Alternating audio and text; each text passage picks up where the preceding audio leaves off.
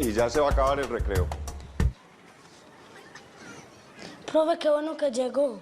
¿Y usted qué está haciendo aquí, señor Escobar? Profe, es que la puerta estaba abierta, entonces yo entré a esperarlo para que me explicara. Levántese. ¿Qué necesita? ¿Qué estaba haciendo aquí? Nada, profe. ¿Qué está buscando?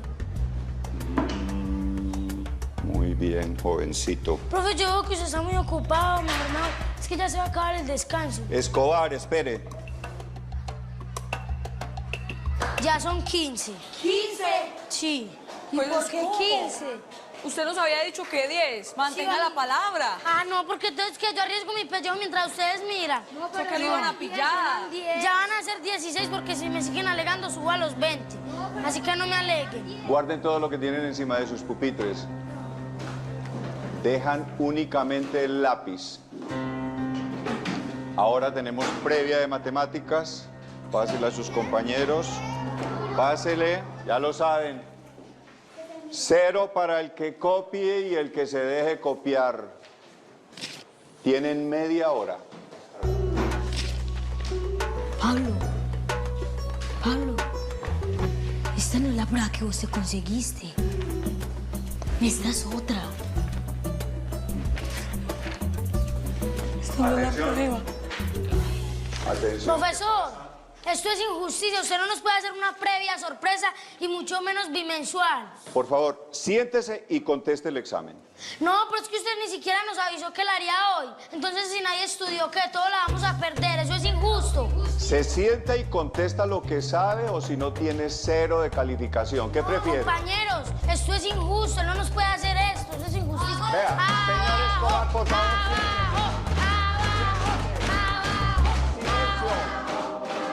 ¿Usted qué me había prometido la semana pasada? ¿Usted qué hacía en el salón de ese profesor? ¿Ah? Pero por eso no estamos en coordinación. Y yo allá estaba por lo del examen. ¿Usted cree que yo nací ayer? ¿Que me caí del zarzo? ¿Usted no sabe que los perros viejos ladramos echados o qué? Pablo Emilio, le voy a dar un consejo. El día que usted haga algo malo, hágalo bien hecho. No sea tan pendejo de dejarse pillar. Pero si nadie se dio cuenta de nada. No. Pues por eso fue que el profesor les cambió el examen y usted terminó trepado en ese pupitre, ¿o no? Pablo Emilio, este mundo es para los vivos, no es para los bobos, es para los avispados. Y uno tiene que aprender con quién casa las peleas. No te vaya a olvidar. Uno no puede dejarse pillar. Zurrón. Podría haber sido un muy buen abogado cuando se levanta y defiende, ¿no? Que el examen, que no habían estudiado. Lástima que fue un gran delincuente en lugar de dedicarse a ser abogado. Pero acá vamos con el tema que nos compete. Yo debo decir que la serie no la vi. Tengo que ser sincera, pero sí estuve indagando un poco a ver sobre la familia de Pablo Escobar Gaviria y encontré que hubo un abuelo que se dedicó a delinquir, vendía whisky, contrabandeaba whisky, en un momento que, bueno, el contrabando ya no está bien ni está malo, pero además estaba prohibido el whisky, ¿no? Adivinen cuál era. ¿Era el abuelo materno o paterno? ¿Qué dicen ustedes? Materno. Con esta madre, ¿qué se puede esperar? O sea que cuando nosotros hablamos de patrones, lo que estamos hablando es de pensamientos, emociones y acciones que terminan siendo conductas que se van dando a través del tiempo, que vienen por ahí de muy lejos y que nosotros ni siquiera nos damos cuenta, y que tienen que ver con que estos comportamientos se dan de manera inconsciente y automática. Es por eso que, al ser inconsciente y automático, se repiten, se repiten, se repiten, sin que nos demos cuenta. Hay alguien que lo inició por ahí en algún momento, porque también estos patrones son ancestrales, ¿no? Transgeneracionales, como quieran ponerlo. Bueno, vamos ahora a ver los dichos familiares, lo que nos encontramos como dichos familiares o frases familiares que marcan patrones. Por ejemplo, nuestra familia siempre tuvo mala suerte, o de otra manera nunca pudo levantar cabeza. Esto es así y va a ser así. Nunca nos toman en serio. Entonces son estas personas que forman parte de la familia y que siempre están hostigados por un jefe, profesores, por vecinos, por quien sea, ¿no? Nunca nos toman en serio. En esta familia nos gusta comer rico, entonces es una familia que tiene trastornos alimenticios, pero bueno, nos gusta comer rico y justifica esto, pero es un patrón, ¿no? Los hombres son todos infieles y las mujeres son caprichosas. Y puse caprichosas para poner leve, pero por ahí las mujeres son locas, trastornadas y todo eso, ¿no? Pero bueno, quise suavizar un poco. Otras frases son: no, nuestra familia no va al médico, porque los médicos la verdad que no saben nada y si vas al médico te enferman. Entonces, estas familias no van al médico y ningún integrante, por supuesto, va al médico. Y frases, pueden ustedes encontrar miles de frases que marcan una tendencia familiar que se va repitiendo a través del tiempo. Ahora, ¿cuáles son los patrones que se pueden dar en la familia? Estos son algunos, no son todos los patrones. Patrones de abandono. Padres que abandonan, madres que abandonan, hijos que son abandonados, y tendríamos que pensar por ahí de dónde viene esto, ¿no? Tal vez esto viene de muy lejos, no lo sabemos, pero es una condición que se va repitiendo a través del tiempo, ¿no? Por ahí vamos a imaginar una tatarabuela que en algún momento, peligrando su vida, tuvo que abandonar a su hijo. Se acostumbraba mucho, ¿no? Antes, abandonar en las iglesias. Tuvo que abandonar a su hijo en la iglesia, ¿no? En las escaleras de una iglesia para salvarle la vida a ese hijo. Y entonces, bueno, después ella de alguna manera iba a perder la vida. Y esto se vivió como un abandono simbólico que va pasando a través del tiempo, que no es lo mismo que ocurre en la actualidad y que estos padres abandonen a los hijos, pero sí hay un común y constante que se va repitiendo a través de las generaciones y donde esa mamá tuvo que abandonar a ese hijo porque le salvaba la vida, después sucedieron distintas situaciones que no tienen que ver con el salvarle la vida a nadie, pero hay un común denominador de abandono en la familia. Por ejemplo, depresión. Familias que empezamos a pensar, a ver, y de pronto un tío, un abuelo, una bisabuela sufrió de depresión y esto es algo que parece una constante. Parece la enfermedad familiar, la depresión. Problemas mentales ocultos.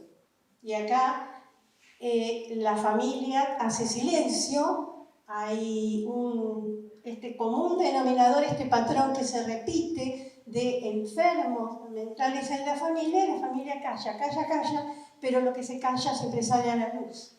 Suicidios también, inexplicables, qué es lo que pasó, pero cuando nos vamos muy lejos encontramos que hay una constante de suicidios que vienen de tiempo atrás. Violencia, familias que se comunican a través de la violencia. que la comunicación es violenta y no se dan cuenta porque por ahí lo han recibido, lo han aprendido, son conductas que fueron aprendidas y que se van repitiendo a través del tiempo. Adicciones de cualquier tipo, ¿no? No solamente estamos hablando de adicciones en cuanto a drogadependencia o alcoholismo, estamos hablando por ahí de juego y otras adicciones. Hay familias adictas, hay familias donde los miembros continuamente tienen estas adicciones y si no, tienen una adicción y van pasando a otra, pero siempre hay alguna adicción en juego. Separaciones forzadas. Bueno, por esto viene de tatarabuelos y bisabuelos, ¿no? Estas separaciones forzadas, mucha gente, ustedes saben, que se tomó el barco, venía por ahí de Europa, se tomó el barco y vino a estas tierras para lo que vulgarmente nosotros decimos hacerse la América, pasar mejor, y esa fue una separación forzada, porque para venir acá tenían que dejar a su familia allá, ¿no? Entonces los hijos dejaban a los padres, seguramente con muchísimo dolor, y esos padres se despedían de los hijos para que tuvieran un mejor pasar acá. Y esto estuvo en esta constante familiar a través del tiempo y se dan en las familias actuales muchas veces esto que arranca de allá, después vamos a ver por qué arranca de allá, pero bueno, esto que arranca de muy lejos, ahora por ahí se traduce en situaciones distintas, pero las separaciones igual son de hijos que dicen, no, la verdad que acá no voy a tener futuro, me voy a ir a otro lado, ahora se va para allá, antes venían para acá. Bueno, me voy de este país porque no voy a tener futuro, porque no voy a poder hacer nada, porque acá no voy a vivir, un montón de cosas que pueden llegar a decir, ¿no? Entonces se dan esas separaciones forzadas que son distintas, de alguna manera, ¿no? Porque venían con menos recursos acá y con una necesidad, a veces huyendo de la guerra, muchas veces. Han venido personas huyendo de la guerra, acá no hay que huir de ninguna guerra, pero se van a otros lugares. Esto quedó en el imaginario familiar, esto quedó grabado en la familia. Mentiras. Hay familias que la verdad no la encuentran por ningún lado y que se manejan solamente con engaños y con mentiras, dentro del grupo familiar y fuera del grupo familiar. Infidelidades, aunque cueste a veces pensarlo, pero hemos escuchado relatos de abuelo infiel, padre, tíos infieles, hijo infiel. Y uno dice, pero, a ver, ¿qué pasa acá? ¿Qué pasa en esta familia que ninguno se salva? Todos son infieles, ¿no? Esto puede ser hombre o mujer, ¿no? Es indistinto. Y manipulación. Familias que se manejan y se relacionan a través de la manipulación y a través de la manipulación de otros. Familias sin prejuicios que para conseguir un ascenso por ahí van pisando la cabeza de otro, ¿no? Como estas, un montón.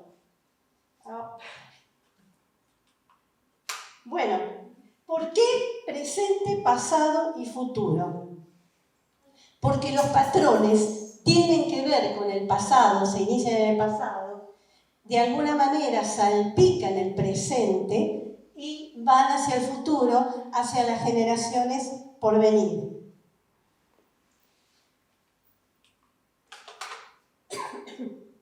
¿Cómo se generan y transmiten? Bueno, a veces cómo se generan es un poco difícil. ¿Por qué? Porque no tenemos a los tatarabuelos, por ejemplo, y muchas veces no sabemos nada de ellos o qué sucedió. Después vamos a ver algo de cómo podemos, sin no tener una certeza, por lo menos tener una aproximación en esto, de cómo se pueden haber generado, ¿no? se transmiten de forma genética, tenemos un código en ADN, tenemos inscripción que nos viene de muy lejos, de otros ancestros, de forma genética y epigenética. La epigenética es un puente entre la genética y el medio ambiente, porque no todo es genética, la carga genética que llevamos, sino que el medio ambiente también va modificando nuestra vida en el paso del tiempo. Fíjense lo que nosotros poníamos de ejemplo. Sucedió de una manera hace tiempo y ahora, por ejemplo, cuando hablábamos del abandono, una madre que tuvo que abandonar a su hijo para salvarle la vida, y después están los hombres o mujeres que abandonan, que no están salvando la vida de nadie. La herencia, y acá podríamos hablar de miedos, ¿no? Se heredan miedos. Por ejemplo, vamos a poner un ejemplo, y nos vamos nuevamente a la guerra, porque tenemos muy atrás. Vamos nuevamente al ejemplo de la guerra, ¿no? Por ejemplo, una persona que en la actualidad acumula alimentos. No es que se los come, no, bueno, sí, come para vivir algo, pero no es que está comiendo todo el tiempo, no estamos hablando de eso, sino que acumula alimentos y siempre le parece que le va a faltar, y siempre le parece que va a escasear. Entonces acumula alimentos y compra y tiene y todo lo demás. Y no sabe por qué hace esto. Siente que tiene que hacerlo. Y tal vez algún tatarabuelo o antes del tatarabuelo, ¿no? Que vivió en una guerra, ¿qué le faltó? Alimento. En una guerra que falta alimento. En una guerra es difícil conseguir alimentos y abastecerse.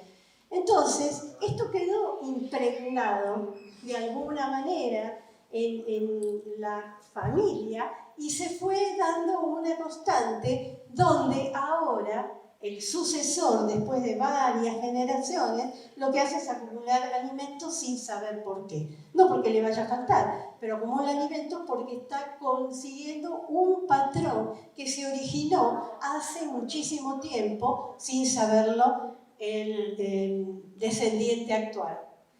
Bueno, conversaciones. Ustedes saben que los chicos hasta los 7 años son como una grabadora. Todo va entrando en la cabeza. Entonces ellos escuchan. Asienten, sí. Bueno, y también otra cosa que también van a sentir. Tienen como antenitas, ¿no? Están jugando. Y uno los ve que están, uy, qué enfrascados que están en ese juego, qué emocionados que están, ahí están con ese juego, o están con el amiguito, amiguita, jugando, ellos están en su mundo, y los adultos charlan. Y los chicos escuchan, ¿no? Y estas cosas que escuchan van quedando grabadas en su mente y muchas veces escuchan estas cosas que son lo que la familia tiene que hacer y cómo la familia se tiene que manejar. Y ellos, ¿dónde pertenecen? A la familia. Entonces, ¿qué es lo que tiene que hacer? Lo que hace la familia. Lo que se calla. Alguna vez lo conté, de esto sí esto es algo real, no estamos poniendo ejemplos, pero sirve como ejemplo, pero es algo que realmente sucedió, ¿no?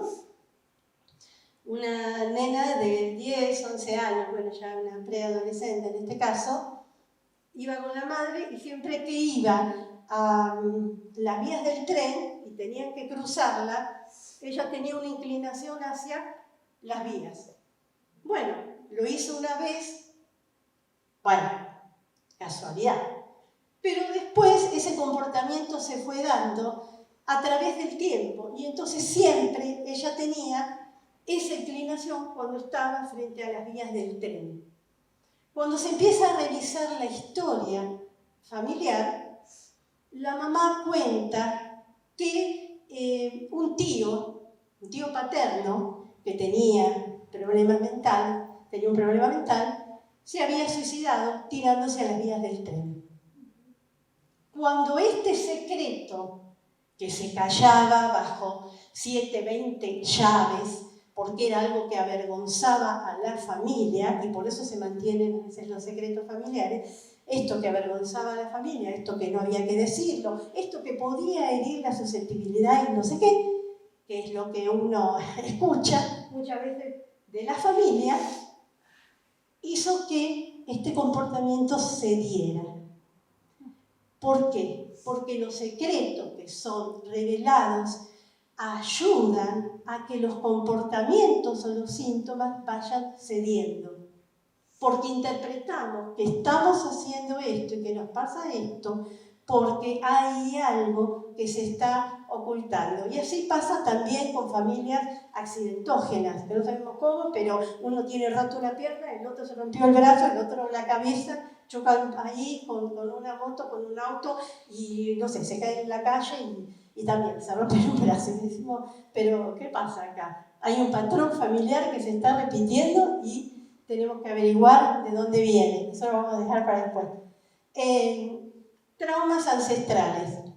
Bueno, traumas que se originaron no en nosotros, por ahí ni siquiera en nuestros padres, pero sí en generaciones anteriores. Y volvemos a la guerra, que lamentablemente nos da tema para hablar, ¿no? Pero nos da ejemplo, lamentable, pero nos da ejemplo. Por ejemplo, en la actualidad alguien va caminando por la calle, escucha una sirena y queda petrificado o se llena de muchísimo temor y angustia. ¿Qué puede hacer una sirena en este momento? Nos puede sorprender un poco, ¿no? En una de esas. ¿Pero qué puede hacer una sirena? ¿Qué nos puede hacer una sirena cuando la escuchamos en la actualidad? Bueno, por ahí algún ancestro estuvo en la guerra, ¿no? Y en la guerra se escucha muchas veces la sirena. ¿Y qué significa en la guerra la sirena? Que están pasando los aviones y van a bombardear y hay que correr por la vida. En este caso a veces uno se queda petrificado, pero hay que esconderse. Entonces esto que se transmitió a través del tiempo fue una condición familiar pasada de alguna manera de estas formas que nosotros estuvimos viendo a través del tiempo de generación en generación y nosotros no nos damos cuenta. ¿Por qué se repiten?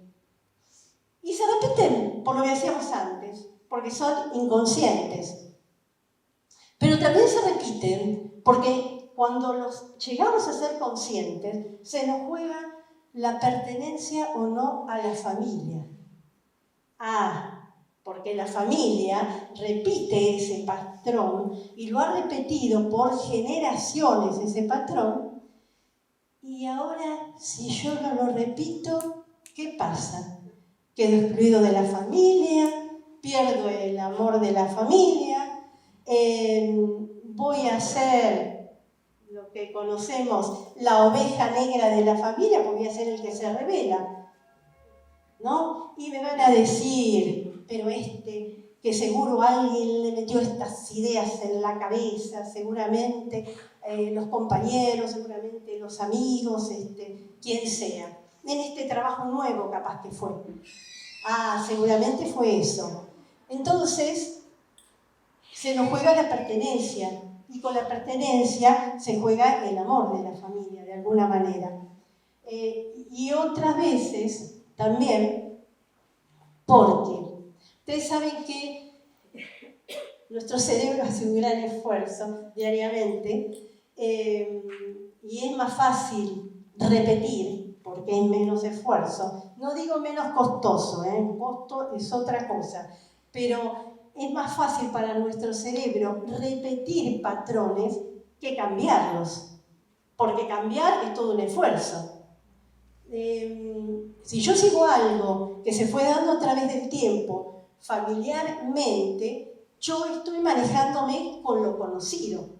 Yo ya sé cómo manejarme. Vamos, por ejemplo, a la familia de adicta, ¿no? Es una familia que se acostumbró a enfrentar la vida a través de las adicciones.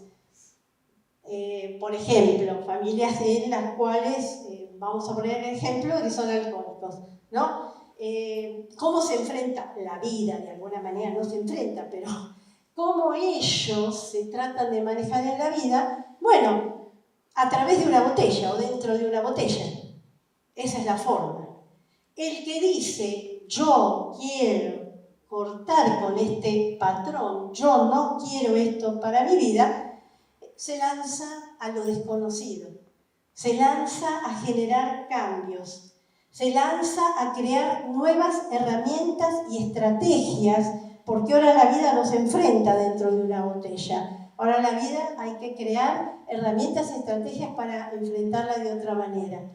Por eso a nuestro cerebro le da un mayor estrés. Por eso es más fácil repetir. Pero decíamos que es lo más barato. El costo es altísimo porque cuando repetimos patrones perdemos un montón de cosas y también nos perdemos a nosotros mismos.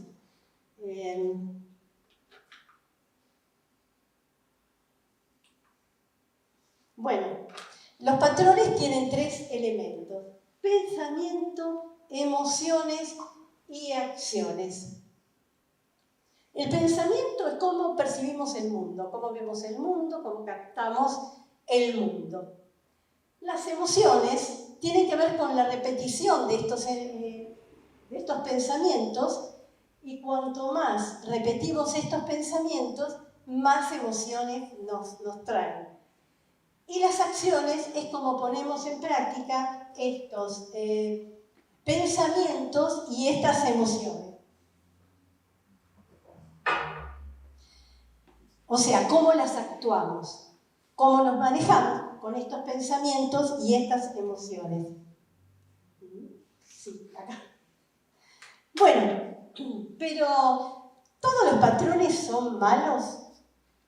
¿Qué creen ustedes? No. Hay patrones buenos y patrones malos. Acá rompemos, o tratamos de romper hoy, o de hablar hoy de esos malos, ¿no? Los patrones entonces pueden ser funcionales, disfuncionales, y algunos que fueron funcionales en algún momento y se volvieron disfuncionales después. Por ejemplo, un patrón funcional sería una familia que está acostumbrada a llegar puntual siempre. Ese sería un buen patrón. ¿Por qué? Porque le ayudaría a cuidar su trabajo, en el estudio, en la relación con los demás. Entonces, este patrón sería un buen patrón. Familias, por ejemplo, también que les gusta el orden, no obsesivos del orden, esto ya es otra cosa. Ya ahí hablamos estamos en el terreno de las patologías, no obsesivos, pero sí que manejan un orden en la vida, ¿no?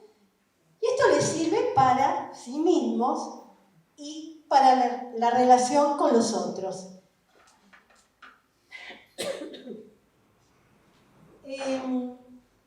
Vamos a los disfuncionales, a los que fueron funcionales y se volvieron disfuncionales. Por ejemplo, alguien que no le gusta hablar en público. Está bien. Muchas veces no tiene por qué hablar en público porque no le gusta. Es un patrón funcional. Pero, después siente, me siento incapaz, qué mal me siento, ¿por qué no puedo? Entonces este patrón que empezó siendo funcional, me funcionó a mí, no hablo en público, ya está, pero después tiene esta carga, qué mal que me siento, porque no lo pude hacer. Bueno, y los disfuncionales. Y acá podemos analizar una frase, que algunas familias, y esta la hemos escuchado algunas veces, en nuestra familia somos pobres pero honrados. Bueno, lo de honrado está muy bueno. Buenísimo. Y estas familias son honrados. Y felices. Felices, claro. Sí. El problema es que la honradez va de la mano con la pobreza. Entonces ya no es funcional, ya no es un patrón de conducta adecuado. ¿Por qué? Porque para ser honrado, la condición es ser pobre. Entonces son estas familias que nunca pueden, de alguna manera, tener dinero, tener una economía más o menos manejable. ¿Por qué? Porque el patrón familiar es que hay que ser pobre. Si no se es pobre, no se es honrado. Depende del nivel de pobreza. Claro, bueno, sí.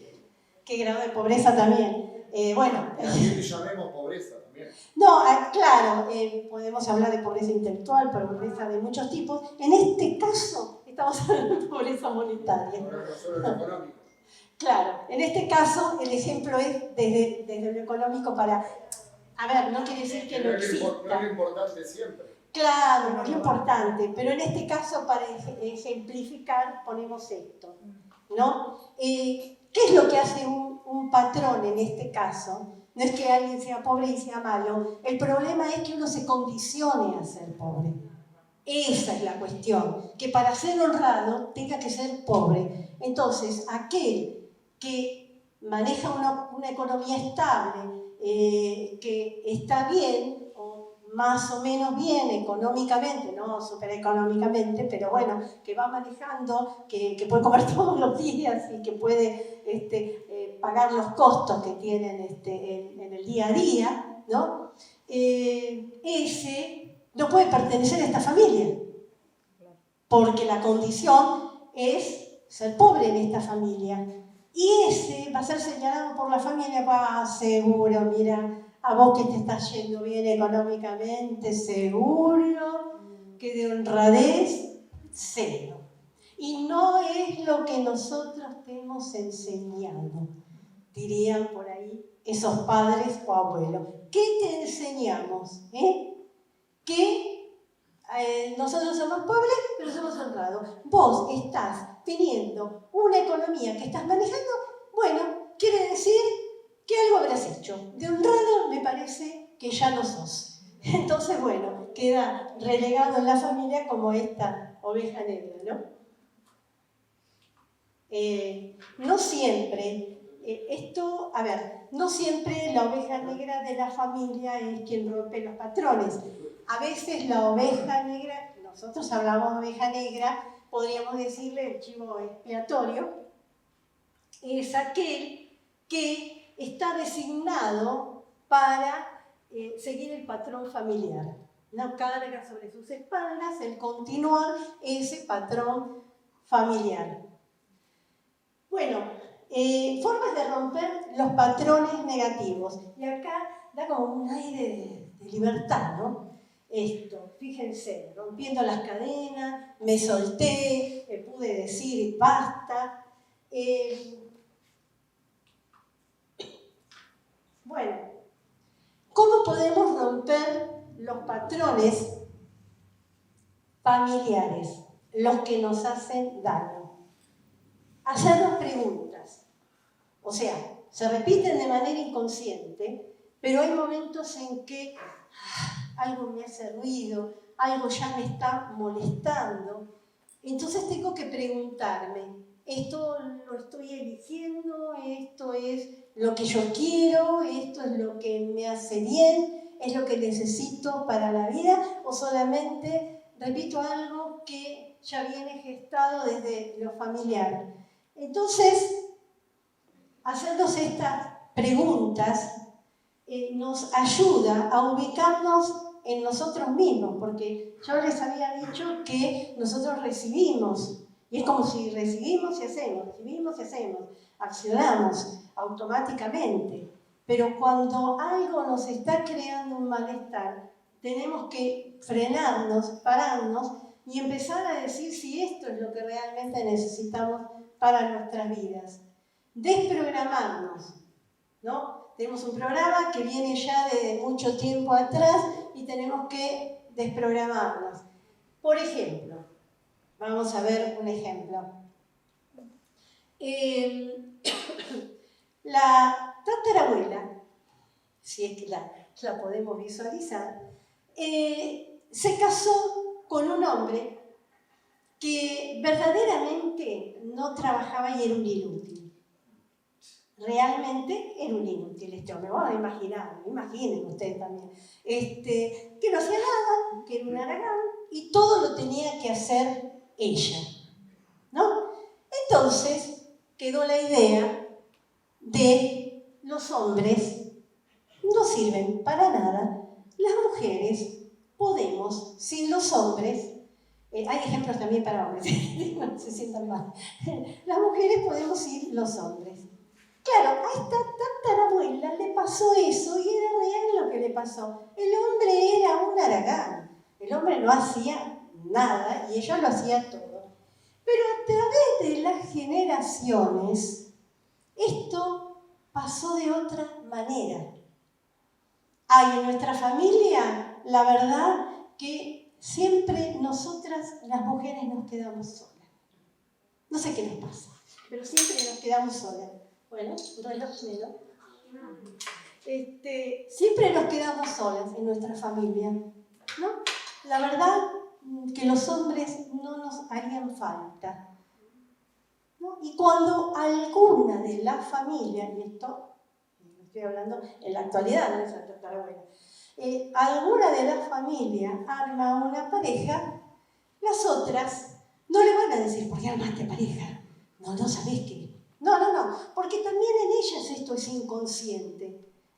Ellas tampoco saben por qué tienen estos patrones de comportamiento, de pensamiento. Ellas no lo saben, lo ignoran, porque por ahí no saben lo que le pasó a la tatarabuela. Pero dicen cosas como, ¿te parece? ¿Estás segura? ¿No es muy chico? ¿No es muy grande?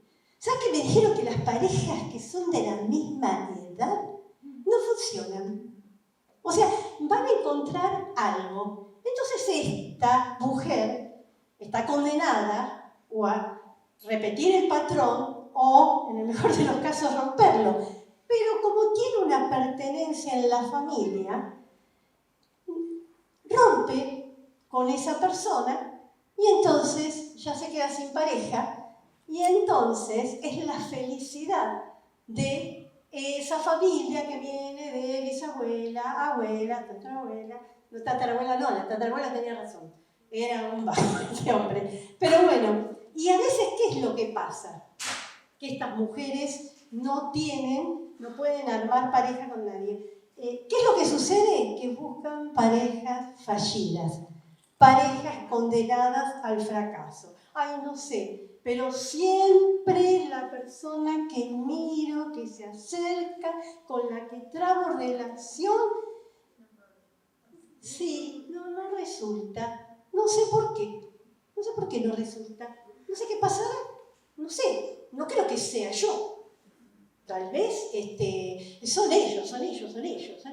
Pero cuando uno ve una constante, porque los patrones no tienen una repetición de una vez. Los patrones tienen una repetición, tampoco de 2 ni 3 veces. Los patrones se repiten y hay una constante. Entonces, cuando hay una constante de esta mujer que siempre todas las parejas le fallan, todas las parejas son inadecuadas, es porque hay algo que está ahí tallando fuerte y que es por ahí un patrón que viene de muy lejos, que la tatarabuela tenía razón, era un vago, pero estas mujeres no, estas mujeres inconscientemente buscan no armar pareja. Y esto da la pertenencia y es como si se mantuviera la llamita prendida, la llama de ese patrón que hay que seguir y que no se apague, ¿no? Y son las cuidadoras de esa llama, que es seguir manejando ese patrón que se da de manera inconsciente. Bueno, mirar hacia afuera. ¿Qué es mirar hacia afuera? Que a veces nos quedamos con las cuestiones familiares, con los patrones familiares, los pensamientos, las emociones y las acciones familiares, como decíamos antes. pero mirar hacia afuera, hacia otras familias, hacia otras personas, nos ayudan a pensar, a ver, yo hago esto. En mi casa la comunicación es a los golpes. Y a mí la verdad que yo estoy cansada de que me den un golpe siempre, ¿no? Y de pronto la familia de esta otra persona se maneja hablando, conversando pacíficamente. Uy, a ver, la verdad que esto me interesa. Voy a averiguar, voy a profundizar un poco más en esto. No quedarse entonces con estos patrones, sino mirar hacia afuera, hacia otras personas, hacia otras familias. Lo que pasa es que esto nos lleva a pensar que podemos ser infieles a nuestra familia. ¿Por qué? Porque nuestra familia se maneja con este patrón, es a los golpes o a los gritos. Si yo hago algo distinto, bueno, voy a ser infiel a la familia. No es ser infiel a la familia a veces lo puede aceptar y a veces no. No quiero que las familias desafilien, porque no es un club, pero bueno, por ahí nos tienen ahí, ¿no? Como el raro de la familia o la rara de la familia. Pero también, de alguna manera, esto nos lleva a pensar que podemos encontrar cosas mejores y no estamos por eso de alguna manera negando las otras cosas positivas que la familia nos dio o de pronto despreciar lo que la familia nos da. No, solamente estamos cambiando algunos patrones que nos están dañando en algún momento, que por ahí nosotros nos manejamos a los gritos y a los golpes o violentamente y vamos a un trabajo, ¿y qué vamos a andar pegando al compañero de trabajo, al jefe? Nos echan desde ya, pero cuando nos echan una vez, 2 veces, 3 veces, algo nos tiene que hacer ruido y entrar a pensar, uy, a ver, ¿será esta la forma de manejarme o tal vez haya otra mejor? Porque si no, no voy a durar en ningún trabajo. Observar el árbol genealógico. Yo les dije, a veces no podemos saber lo que viene de muy lejos y que nos condiciona en el presente. Pero sí podemos darnos una idea. ¿De qué manera? Armando un árbol genealógico. ¿Qué es esto? Bueno, tatarabuelo, no sé qué viene antes, pero bueno, sí podemos antes, poner tatarabuelo, bisabuelo, abuelo, padre, todo eso, ¿no? Podemos saber de los padres, podemos saber del abuelo, podemos en una de esas saber del bisabuelo, pero por ahí el tatarabuelo nos queda un poco lejos y ahí no sabemos. No sabemos qué cosas vivió, pero sí sabemos en qué época vivió, porque eso lo podemos darnos cuenta. Entonces podemos pensar, a ver, pero justamente, soy insistente con la guerra, pero bueno, nos da ejemplo, justamente con la época que vivió mi tatarabuelo hubo una guerra. Entonces, y yo me paralizo cuando escucho una sirena o me abastezco tremendamente de comida porque tengo siempre miedo a que me vaya a faltar. Entonces, ubicando estas épocas, estas cosas que pasaron, no tenemos certeza, pero sí tenemos aproximación de saber que esto no viene de nosotros, de saber que esto no es nuestro, sino que es algo que hemos recibido y lo hemos tomado como si fuera propio. Vaciar la papelera. Ustedes ven que muchas veces se me llena el celular de cosas, la computadora de cosas, ¿no? Y está la papelera. A veces nos resistimos a mandar las cosas a la papelera porque a veces decimos, la verdad que me están dando lento el celular o la computadora me están dando un poco lenta, pero, y esto por ahí en algún momento me sirve, esa foto que salió mal, toda media negra, pero en una de esas en algún momento pueden ver algo, ¿no? O este video que no sé ni en qué momento se hizo, pero ¿no? Entonces lo conservamos, y lo conservamos, y lo conservamos. Hasta que un día decimos, bueno, no, ya no podemos porque está identificando nuestro celular y nuestra computadora y los patrones de nuestra vida. Entonces, ¿qué hacemos? Empezamos a ver y decimos, esto no me sirve, va a la papelera, esto ya no lo voy a usar, va a la papelera, esto la verdad que provoca incomodidad, va a la papelera. Entonces, claro que la papelera después se elimina, creo que en 5 días más o menos, no sé, después se elimina solo. Bueno, pero tenemos 5 días como para volver otra vez, ¿no? Sacarlo de la papelera. Entonces nos sacamos de la papelera, no, esto mejor con esto nos quedamos. Y con los patrones pasa eso, no, a ver, esto me está provocando incomodidad, no quiero sacarlo, pero a ver, no, lo vuelvo otra vez, y lo vuelvo a agarrar otra vez, ¿no? Porque me da seguridad manejarme con esto. Les hablé que generar cambios trae inseguridad. Pero bueno, a veces nos resulta mucho mejor porque nos ayuda a vivir mejor. Entonces, lo ponemos en la papelera. Y después tenemos que vaciar esa papelera, eliminarla. Eliminar aquellas cosas que ya no nos sirven. Eliminar, desechar viejos moldes. Estamos atados a moldes que nos fabricaron otros, que no los fabricamos nosotros. Por ejemplo, a veces cargamos por la vida una mochila llena de cosas que ni siquiera nosotros hemos comprado la mochila, nos la pusieron. Encima, con un montón de cosas que tampoco nunca elegimos tenerlas, pero que esas cosas se fueron acumulando a través del tiempo y nos va creando un peso y un malestar. ¿Y por qué? Porque son cosas de otro, no son cosas que nosotros decidimos armar ni fabricar. Pensamientos que no son nuestros. O sea, repetimos pensamientos, formas de pensar que no son nuestros, que muchas veces podemos decírselo a otro y el otro se queda, ¿no?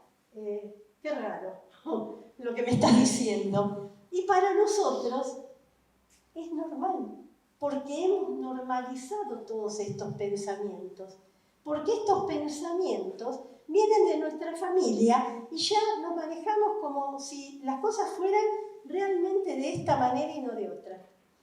Entonces, dejar esos pensamientos y ponernos a ver cuáles son realmente nuestros pensamientos. Nosotros realmente pensamos que los médicos no saben nada, entonces no tenemos que ir al médico. O esto es algo que lo piensa mi mamá, mi abuela, mi bisabuela, mi bisabuelo.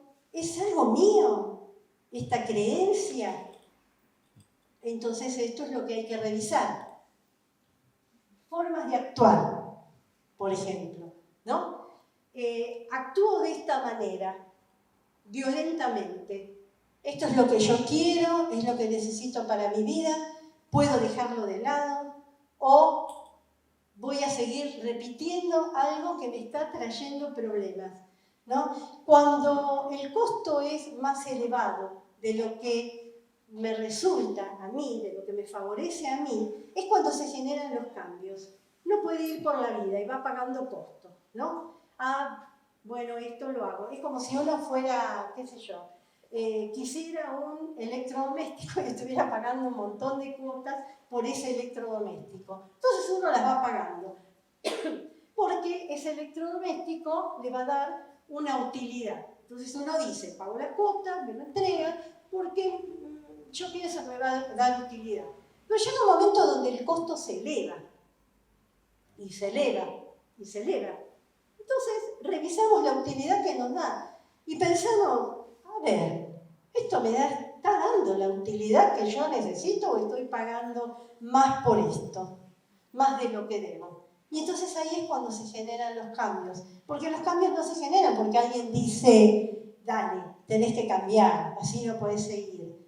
Sí, uno lo escucha y dice, capaz que tiene razón, ¿no? Que tengo que cambiar y así no puedo seguir. Mira, lo que pasa en tu familia me parece que te está condicionando demasiado, me parece que tendrías que generar un cambio. Sí, ¿no? ¿Sí? ¿Te parece? Bueno, pero el cambio no se genera, porque tiene que ser algo interno. Yo me tengo que dar cuenta que necesito algo distinto para mi vida y poder realmente ubicarme y ver en quién soy yo y qué es lo que quiero para mí, no lo que otros quisieron para mí. A veces repetimos estos patrones porque sentimos que es lo que se espera y lo que se quiere de mí. Y cuando nosotros estamos pensando qué es lo que el otro quiere de mí, no pensamos en lo que nosotros queremos de nosotros mismos. Nos ajustamos a la idea de lo que el otro puede estar queriendo, pero no lo que nosotros queremos, porque queda esto de lado. Emociones no propias. Bueno, por ahí a la familia le emocionó que el tatarabuelo, que el tatarabuelo luchara en la batalla de no sé qué, que fuera condecorado, que haya un pueblo, una ciudad que lleve su nombre, ¿no? Y que hasta, si quiere, le hacemos una estatua al tatarabuelo. Bueno, eso fue el tatarabuelo. Entonces el tatarabuelo tiene un nombre. Y ese nombre del tatarabuelo ilustre idealizado pasa de generación en generación. Entonces el bisabuelo se llama de la misma manera que el tatarabuelo. Y por supuesto el abuelo. Y por supuesto el padre. Y el hijo también. No es que se le va a hacer fácil al hijo. El hijo también. ¿Por qué? Porque emociona la historia de este tatarabuelo ilustre. Es el único ilustre que tenemos en la familia. Entonces ese único ilustre tenemos que explotar esto. Y tenemos que llamarnos de la misma manera porque llevamos el mismo apellido. Y nos llamamos de la misma manera, casi como si fuéramos el tatarabuelo. Bueno, así se construyen a veces estos patrones con los nombres, ¿no? Pero resulta que acá se juega una cuestión de identidad. Y esto de idealizar a una figura familiar, por ejemplo, que ya no está, que ya se murió, se llama síndrome del yaciente. Es un síndrome. Síndrome es un conjunto de emociones, es un conjunto de alguna manera que no llega a ser una enfermedad, pero sí es un conjunto de síntomas, ¿no? También las emociones andan ahí jugando, pero el síndrome es un conjunto de síntomas. El síndrome del yaciente. Perpetuamos a esta persona, admirada por la familia, ilustre, la perpetuamos a través del tiempo. Y esto muchas veces se perpetúa no solamente a través de la narrativa familiar, sino de las acciones, porque todos tenemos que dar la altura de esta persona. Encima tiene por ahí una estatua, entonces no llegamos nunca, pero tenemos que tratar de llegar para cumplir el patrón familiar. Y cómo se perpetúa también a través de los nombres. Y los nombres repetitivos en la familia nos quitan identidad a nosotros. ¿Por qué? Porque ¿quién soy yo? ¿Soy esta persona o soy ese antepasado ilustre? Por supuesto de esto se puede salir, porque lleva el nombre de varias personas en la familia, ya está, ya esto quedó sellado. Pero bueno, fíjense una cosa con esto de los nombres, por ejemplo, ¿no? Que nos llevan a este síndrome muchas veces del yaciente. Tiene que ver con esto. Yo sé que hay miles de Mónicas por todos lados. Miles, hay un montón de Mónicas. Es un nombre bastante común. Pero sé que en mi familia soy la única. Entonces eso no me quita identidad. No tengo que responder a alguien glorificado e idealizado, porque en mi familia soy la única y hago mi identidad a través mío. El problema es cuando nosotros tenemos la identidad de un otro y se espera que nosotros nos manejemos a través de ese personaje, que fue esa persona ilustre, y nosotros realmente tenemos que repetir un patrón que no es nuestro, que no lo hemos armado, pero que aparece de manera, que se va dando de manera inconsciente y a veces de manera consciente, ¿no? Consciente cuando nos damos cuenta que eso nos está estorbando, consciente cuando se espera de nosotros que seamos como ese antepasado. Una de las cosas que tenemos que pensar, que si bien es complicado romper patrones por todas estas cosas que nosotros estuvimos hablando, sin embargo tenemos que pensar que el romper patrones negativos, y no hablo de los positivos, sino de los negativos, nos hace ser nosotros mismos, nos crea libertad, nos ayuda para manejarnos en la vida. Y a veces vamos a tener que desafiar a la familia de alguna manera y correr el riesgo hasta de ser dejados de lado por la familia, porque la familia muchas veces puede no entender, puede seguir repitiendo estos patrones y esperar que nosotros también los repitamos. Pero esto nos da un aire, nos da un oxígeno, nos hace apropiarnos realmente de nuestra vida.